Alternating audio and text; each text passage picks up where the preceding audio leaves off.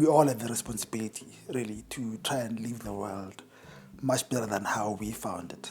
I don't think that humanity as custodians have done a good job to date. And I think it's a good thing that at least in this generation, we're having these conversations and try to do what's right to ensure that we leave future generations something that's better than what we found. And I think it takes you being a parent to literally reflect on what your childhood was like, the things that you used to enjoy, and how a lot of those things are not as equally available to your kids as they were to you. For me, the biggest driver is then trying to make sure that we all play our part in having that responsibility of not only bequeathing to the next generation what's better than what we found, but whilst doing that, restore what we've damaged along the way. So when it comes to energy itself, I think there's two things to it.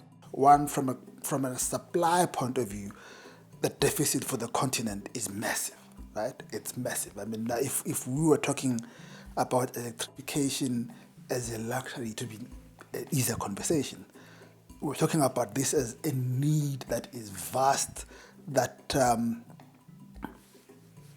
lot of people are literally from freedom of just being you, just existing, that's taken away from them. And we have this responsibility, therefore, to not only fund generation, but fund it responsibly.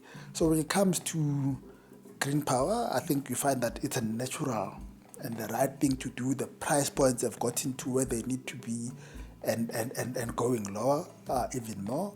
And what's proven equally so is that we can do it sustainably for the longest of time. So we are quite excited about that space for what it holds as a promise for our stakeholders, in particular for our GPs, and I think there's a lot of alignment with what they want and what from a supply point of view are able to play a role in ensuring that the needs are equally met for the continent.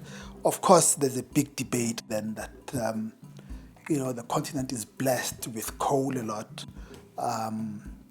Why are we walking away from the richness of what comes from the earth and doing these things when we barely have base load? Look, I appreciate that debate, especially when you are talking about the need that is starting from a very low base. If you look at Europe and the West, those conversations are easier because they already have. For the continent, they're hard conversations because I don't have. But at the same time, the benefit of going green with where we are, you are leapfrogging, what would otherwise have been a very steep learning curve because, we are coming in with technologies being refined, we are coming in with lessons learned, and the skills are plenty, etc., etc., etc. The models are proven.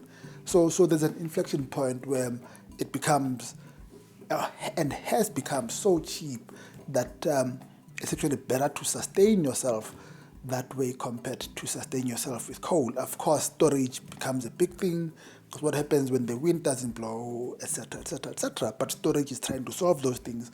So in the long term, I think you'll get to a point where it's actually much cheaper doing it this way than using fossil fuels, which would solve this problem, I think, going forward.